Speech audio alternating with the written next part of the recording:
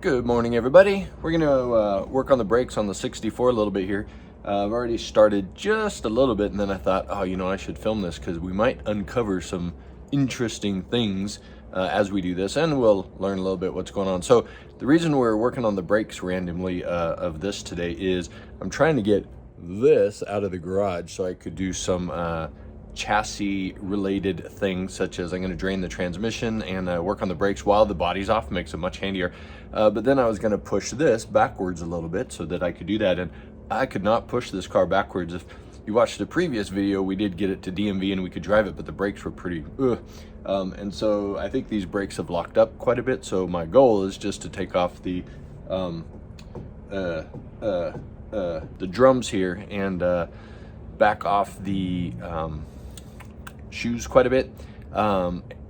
There is a little star thing you could do that, but I figured while I'm here, I'm just gonna take it all off anyway and see what's in there. Just a little exploration. This still goes back to what did I buy and what condition is it in, and I did solve a little mystery taking an early look at this as well, so we're going to kind of recreate that for you. So let's continue the progress. So all we've done so far is take the wheel off. Now we need to take off the this hubcap. Now it's not a hubcap you're used to, but this is a cap that covers the hub. It might have another fancy name to it as well. They're kind of just hammered on. It's not too hard to get off with a you got to kind of slip a pry bar or something behind it to be able to get it out there. You don't want to bend it because it's a nice fit into the little cylinder shape there. I kind of already did this just a bit earlier. Before I take this off, note there's this little thing right there. Oh, that was easy. So here you can see there's a little thingy, and what this thingy does, it's square, and it goes to the speedometer. Now in a previous video where I was driving this car, we saw that there was no speed on the speedometer. I made it on the freeway, got up to grand speed of 0. So this is why there isn't, because this, if I spin it around here, this little square goes into this little hubcap, the wheel moves, and this turns.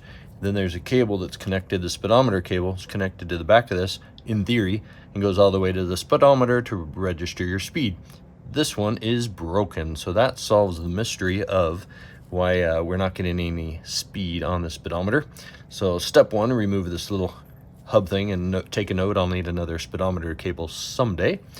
And the next thing that's interesting is the way this is held on. It's got a double nut attachment here for holding on this big brake drum.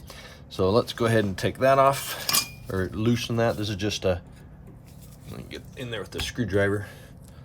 So this is just a pressed on little metal tab that's in between the two nuts. So I'll just straighten that out a little bit. And these aren't on as tight as you'd think. It doesn't need to be cranked on tight. Now the other thing that's interesting is I go to loosen this. Watch this. What? That's not the way you loosen a nut. It actually is on the driver's side. They're reverse threads. It just keeps the direction of the wheel spinning that way, and then the nut, you don't want the nut and the wheel spinning in the same direction because maybe it would spin off the nut somehow. So it's a reverse thread, which kind of takes a minute every time you're working on it to remember that you're going backwards. Now this should be packed full of nice smooth grease, and this is like crunchy grease, and it's got junk in here and pebbles and I don't know what's in here, but oh, see, wrong way. So I'm going to take this off slowly. I could go find the right socket, but that's right, this will work as long as it holds flat and doesn't mar the bolt too much.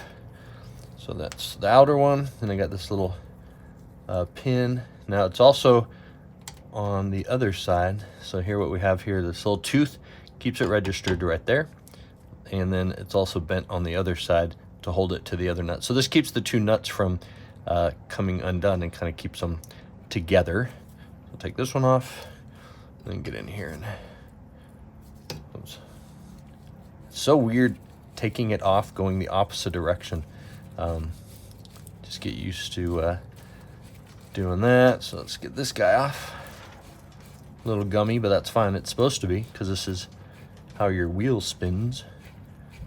All right, get that off there. And next we have this little spacer here.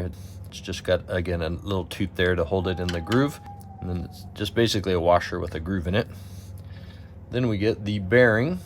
So here's one of the bearings. We'll have to repack these bearings, of course, but we might be able to just pop off this brake drum. So just wiggling it back and forth. Might be kind of hung up on the shoes because they are tight. Let's see what we got here. Come on off there.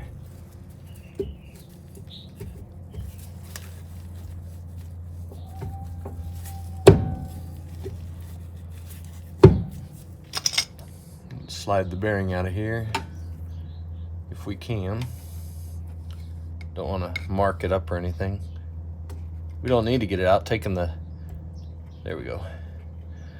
All right, so here's our bearing. A little bit of surface rust or something there. So put that out of the way. Plan to pack that later or get some new ones.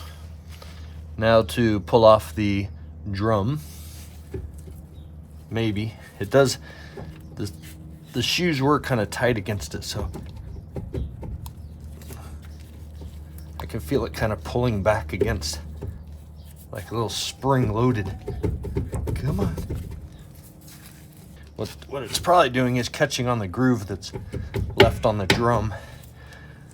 These drums might be really worn, so they have a groove which has a lip now that I can't possibly get this over. I might have to back out the shoes after all. Yeah, that's not really, it's probably hung up. So what we got to do now is find the spot where the shoe adjustment is. So that is over here. Find the little teeth. This will make a lot more sense once I take it all off.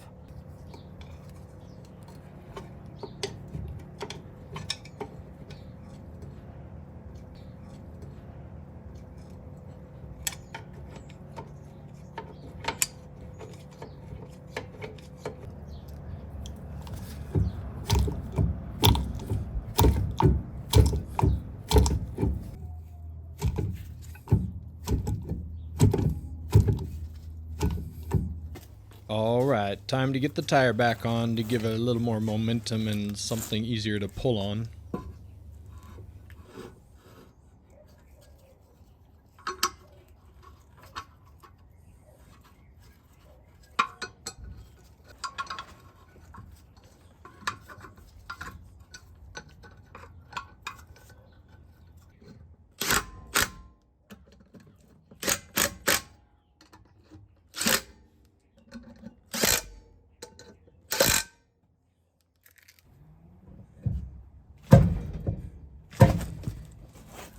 Egads. So something about this seal or this bearing.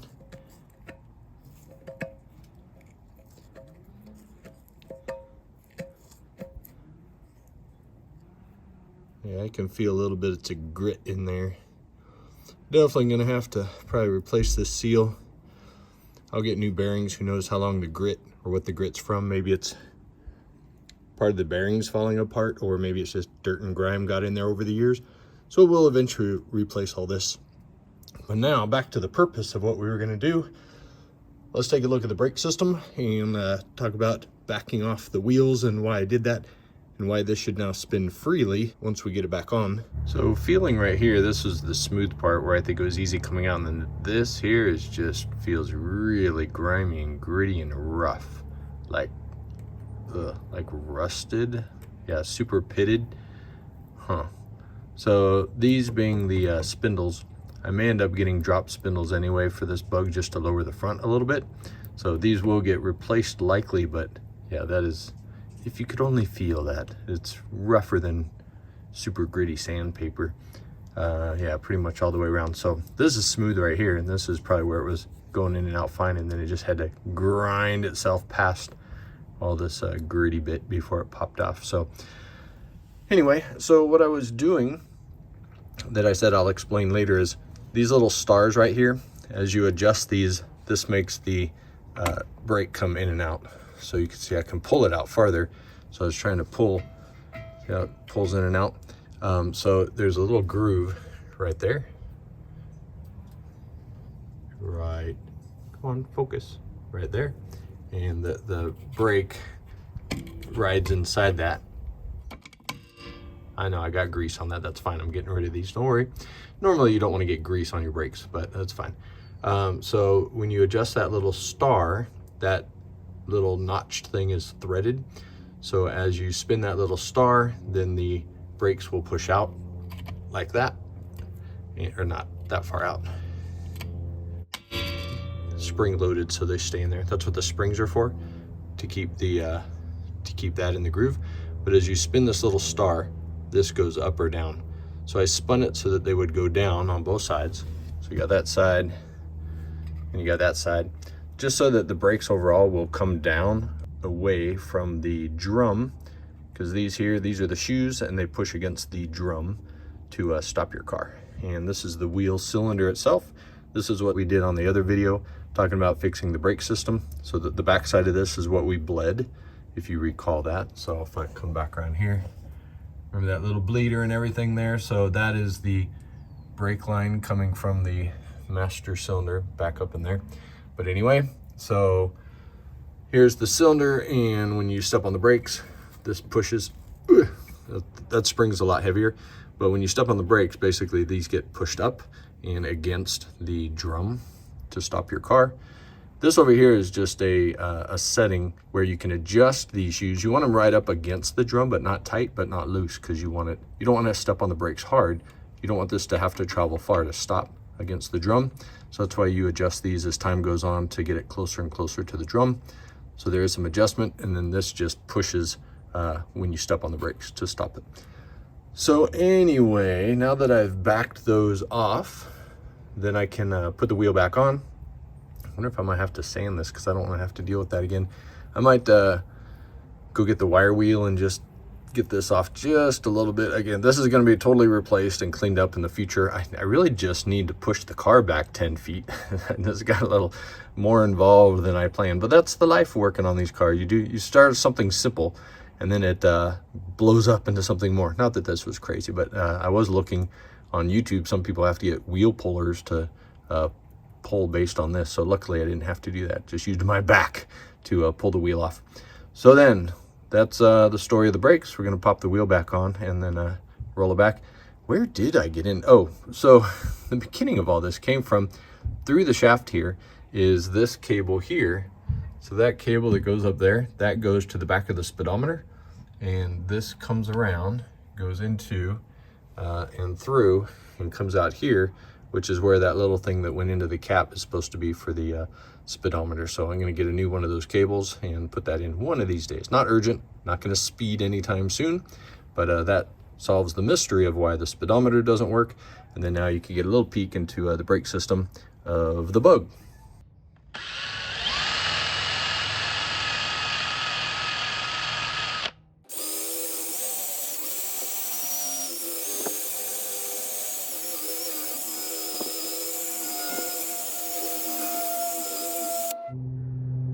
Yeah, you can really see how pitted that is now that wire wheeling it. That's really rough through there. Just trying to knock off the high stuff.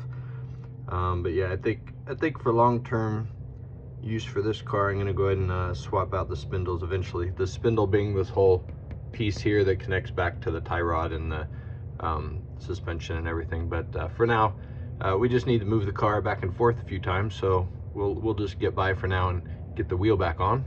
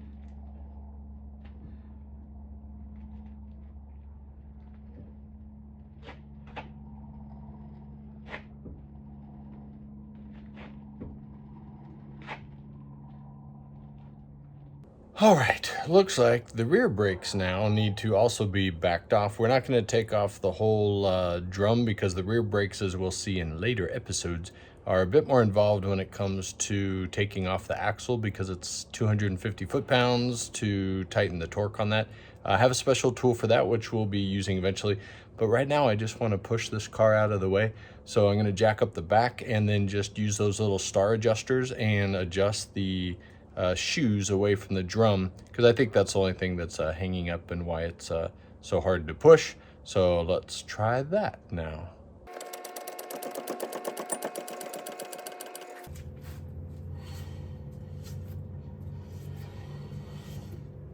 I would normally use a jack stand, which I will if this is also stiff, but for the moment I'm just doing a spin test. Or a not spin test. Oh my gosh. All right, this one needs a little adjustment, so let's get a jack stand, take the hubcap off, and then use those little stars to back it off and see if that fixes that.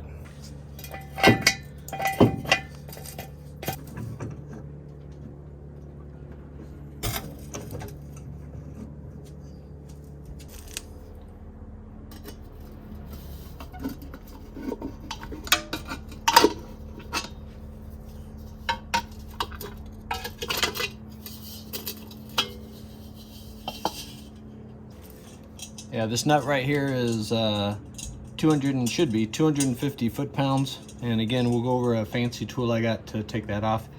Otherwise, you got to stand on a long breaker bar, like the old classic Volkswagen manual has a great image to show you what that looks like here. But yeah, we're gonna leave this on, use the little holes in the hub to try and adjust the little stars without needing to. Oh, good point though. How am I supposed to, if I can't move the wheel, how do I line up the stars? Does the wheel move at all?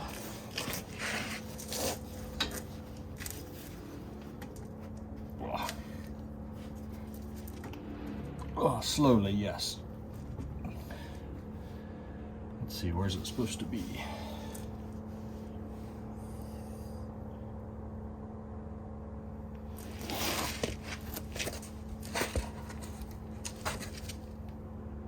Not there.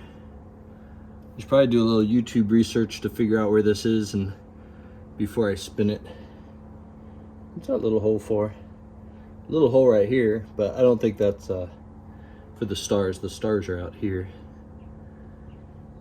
I'm gonna go cheat and watch a little YouTube to figure out which it's either gonna be here, here, here, here. And since it's hard to move this wheel, I only want to do it once. So I'll be back. Actually, I take that back. If we look on the back side of the wheel, we'll know where the wheel cylinder is, and we know the stars are on the opposite side of that. So let's take a look in the back of the wheel. And the wheel cylinder is coming in at the top because we know we did this in the old video. We had to adjust the bleeding of the brakes. So now at the other end, the bottom should be where the stars are. So saves a little YouTube time. So let's spin the wheels slowly so we can line up the stars.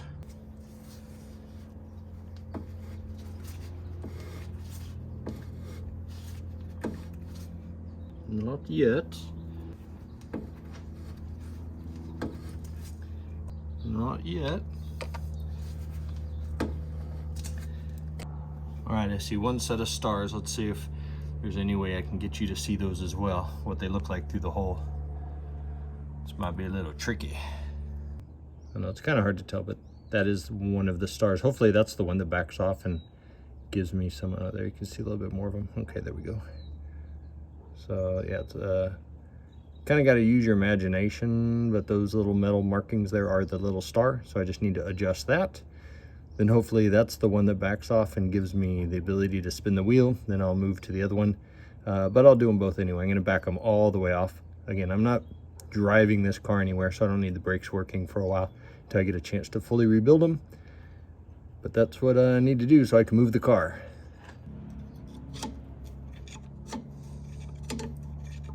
Oh, look at that.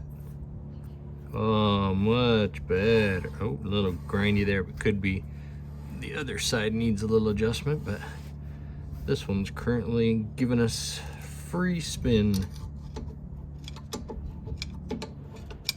Just gonna back them all the way off while I'm right here.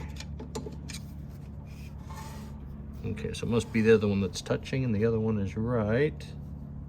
Where's those teeth? Right there.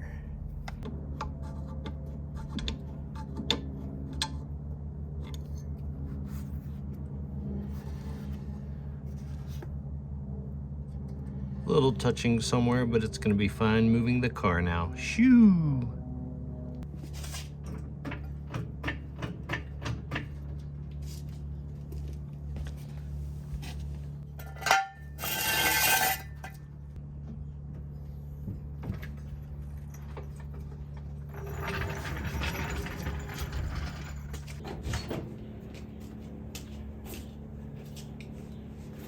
Oh my gosh. Oh, like butter. Much better.